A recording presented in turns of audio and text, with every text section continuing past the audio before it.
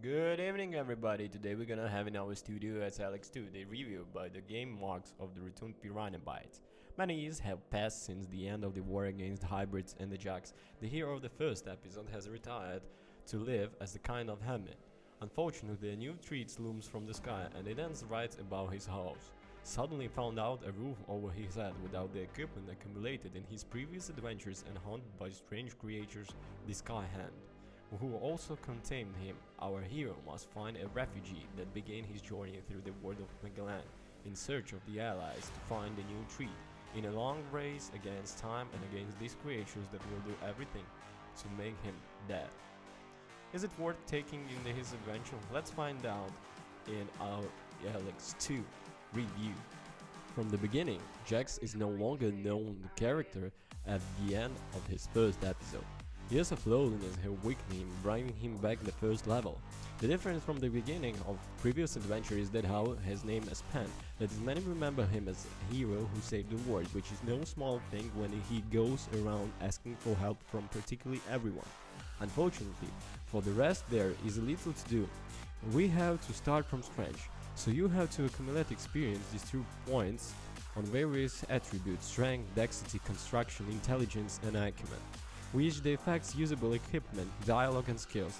The latter is the case in particular all Piranha Bytes games, can only be learned from the various teachers spread around Magellan, all of which are very expensive. Of course, if it's not possible to acquire all new skills available because you have a limited amount of learning points to invest.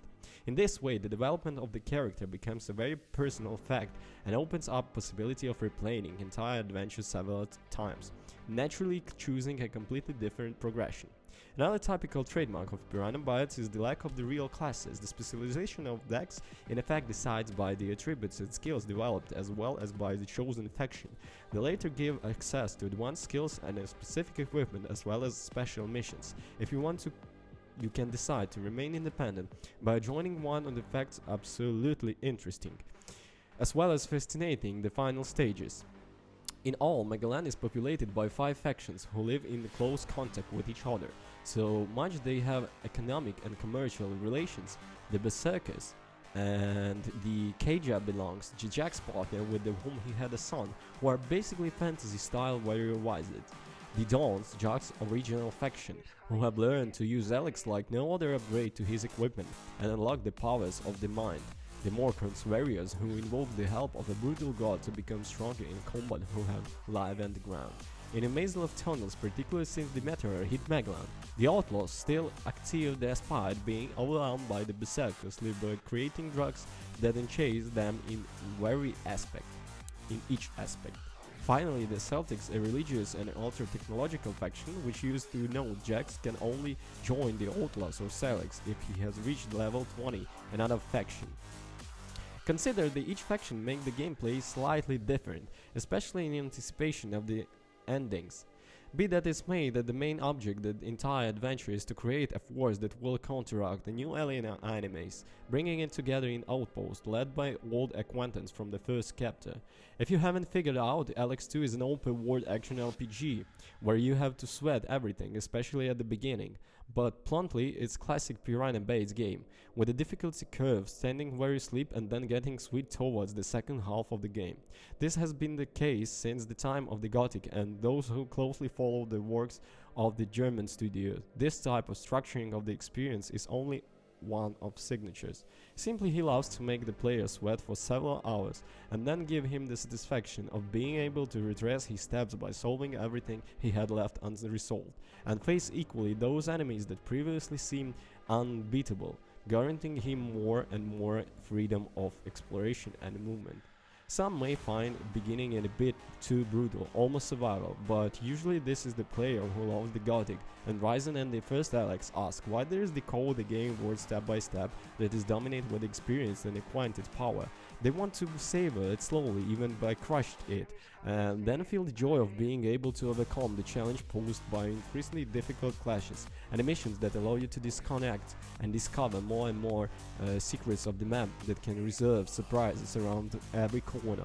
Of course, the sense of disorientating by some it might be understandable, as are the circumstances of certain roughness of the background of their accessory elements, but in general, those who approach Elex2 aware of its philosophy would the heart to complain about the progression. After all, the inspiration is one classic role-playing games from which Piranha Bytes never detached completely. So, at the beginning, Jax risk everything and slapped by a little by one.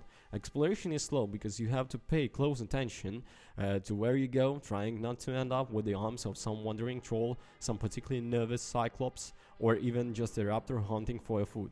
The game world itself is a large patchwork of biomes, each tied to a specific faction. As always, Piranha Bytes has managed to create a harsh and every varied map built both horizontally and vertically, made up of snow-covered areas, steep mountains, rain-built laboratories, building places on previous rock ridges, impregnable fortress, and so on. So on, keeping on. So the details of the game is outstanding. Elex2 has all. It's about the conclusions.